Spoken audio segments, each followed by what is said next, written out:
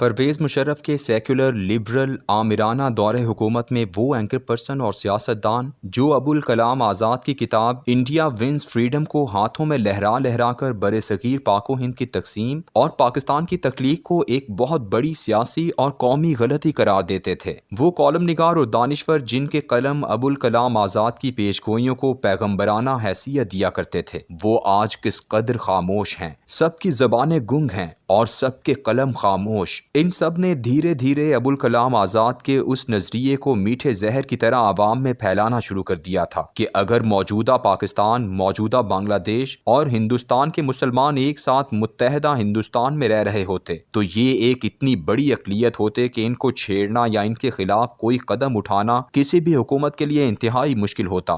گنگا جمنی تہذیب کے ان وکیلوں کے چند سال بعد ہی اس وقت ہوش ٹھکانے آ گئے جب راشٹریہ سیوک سنگھ اور بجرنگ دل کی 70 سالہ جدوجہد جمہوری بی جے پی کی صورت میں کامیاب ہوئی، اور پھر 2014 میں نریندر مودی کی صورت اس کا اصل چہرہ برسر اقتدار آیا اور جمہوریت کی اصل روح یعنی اکثریت کی حکومت یا اکثریت کی آمریت اپنے اصل روپ میں سامنے آئی۔ آج دنیا بھارت کو انتخابی جمہوریت نہیں بلکہ انتخابی مطلق العنانیت کہہ رہی ہے۔ یہ تبدیلی اب صرف بھارتی جمہوریت تک محدود نہیں رہی بلکہ دنیا کی ایسی بیشتر جمہوریتیں جہاں انتخابات کے ذریعے حکومتیں بنتی ہیں، وہاں اب ایسے حکمران برسر اقتدار آ رہے ہیں جو اپنے ممالک میں مطلق العنان شخصی بادشاہتیں قائم کر رہے ہیں، اور ان کی ان بادشاہتوں کو عوام کی اکثریت کی حمایت حاصل ہے۔ یہ تشویش ایسے مغربی ممالک میں شدید ترین ہوتی جا رہی ہے جنہوں نے سرمایہ دارانہ سودی جمہوریت کا نظام فقط عالمی سرمایہ داری کی بادشاہت دنیا پر قائم کرنے کے لیے وضع کیا تھا۔ مغرب کی اس تشویش کے پیمانے کو ناپنے کے لیے سویڈن کے ایک پروفیسر اسٹیفن آئی لینڈبرگ کی رہنمائی میں 2014 میں ایک بہت بڑے انسٹیٹیوٹ کا قیام عمل میں لایا گیا۔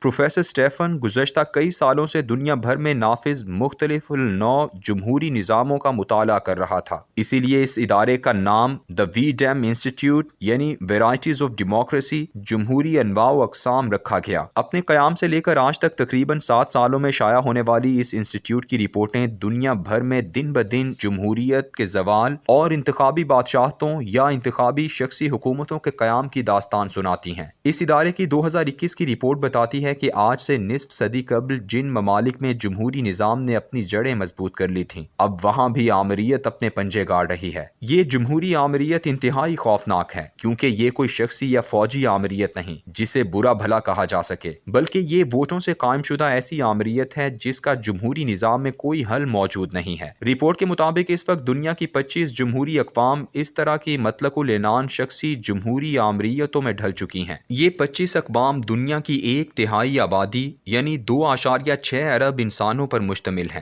ان میں دنیا کے امیر ترین G20 ممالک میں سے 3 ملک بھارت، برازیل اور ترکی بھی شامل ہیں۔ رپورٹ کے ایک باب کا عنوان ہی جمہوری نظام کے لیے خوفناک مایوسی کا اظہار لیے ہوئے ہے۔ عنوان ہے لبرل جمہوریت کے زوال کا ایک اور سال، Another year of decline of liberal democracy۔ لیکن بھارت میں جمہوری الیکشنوں سے جنم لینے والی بدترین آمریت پر رپورٹ نے پورا ایک باب باندھا ہے جس کا عنوان ہے بھارت برباد شدہ جمہوریت، ڈیموکریسی بروکن ڈاؤن انڈیا۔ اس باب کے آغاز میں بھارت میں آمریت اور آمرانہ طرز حکومت کا موازنہ پاکستان، نیپال، بنگلہ دیش اور سری لنکا سے کیا گیا ہے، جن میں سے بھارت سب سے زیادہ اقلیت کش اور آمرانہ طرز حکومت والا ملک ہے جو ان معاملات میں دن بدن بگڑتا چلا جا رہا ہے۔ بھارت اب ایک ایسا ملک بن چکا ہے جس میں ایک شخصی یعنی نریندر مودی کو مکمل قوت و اختیار حاصل ہے، اور اس کا یہ اختیار جمہوری الیکشنوں کے ذریعے عوام کی اکثریت کی وجہ سے ہے۔ رپورٹ کے مطابق بھارت میں آزادی اظہار پر سب سے زیادہ پابندی ہے۔ رپورٹ کے مطابق دنیا کی سب سے بڑی جمہوریت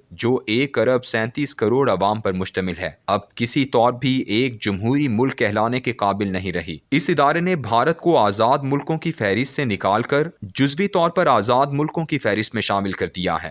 بھارت میں دہشت گردی، غداری اور میڈیا کے کنٹرول کے قوانین کا بدترین استعمال ہوا ہے۔ رپورٹ کچھ اعداد و شمار سے اپنے فیصلے پر مہر تصدیق ثبت کرتی ہے۔ یہ اعداد و شمار خوفناک ہیں۔ جب سے نریندر مودی برسر اقتدار آیا ہے 7,000 افراد پر غداری کا مقدمہ چل رہا ہے۔ بھارت کا ایک قانون ہے ان لافل ایکٹیویٹیز پریونشن ایکٹ، غیر قانونی اقدامات کی روک تھام کا قانون۔ اس کے تحت گرفتار ہونے والوں کی تعداد میں 72% اضافہ ہوا ہے۔ اتنی ہی تعداد میں دہشت گردی کے قانون میں گرفتار ہونے والوں میں اضافہ ہوا ہے۔ گائے کشی کے سلسلے میں جتنے بھی لوگ گرفتار ہوئے ان میں 86% مسلمان تھے اور ان میں زیادہ تر فسادات صرف گزشتہ چند سالوں میں ہوئے۔ گزشتہ سال میں دلی کے ہنگاموں میں 53 افراد قتل ہوئے جن میں سے 49 مسلمان تھے۔ دنیا میں حکومت کی طرف سے انٹرنیٹ پر پابندی لگائے جانے کے جتنے بھی واقعات ہوئے ہیں ان میں سے 70% بھارتی حکومت کی جانب سے ہوئے ہیں۔ اگر دنیا بھر میں حکومتوں نے 150 دفعہ انٹرنیٹ پر پابندی لگائی تو ان میں سے 109 پابندیاں بھارت میں لگیں۔